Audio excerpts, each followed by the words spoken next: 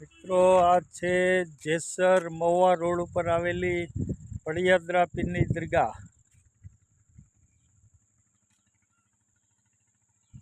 બહુ જ સુંદર દરગાહ છે, જોઈ શકો છો। પડિયાદરા પીર જેસરથી 5 કિલોમીટર મહુવા રોડ ઉપર છે।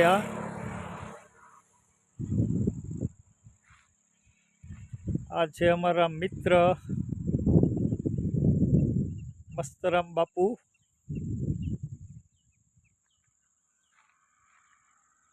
સુંદર કુદરતી દ્રશ્ય આવેલું છે મહુવા જેસર હાઈવે ઉપર।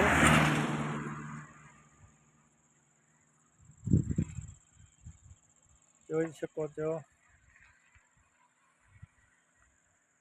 આ દરગાહ આવેલી છે।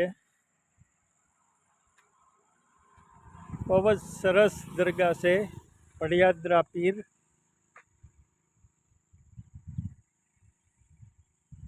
એની આજુબાજુનું લોકેશન એકદમ મસ્ત અને સુંદર છે।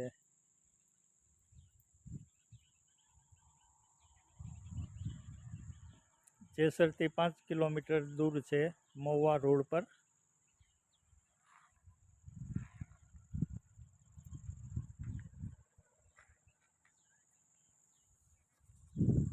હેલો દોસ્ત, કેવો લાગ્યો અમારો વિડીયો?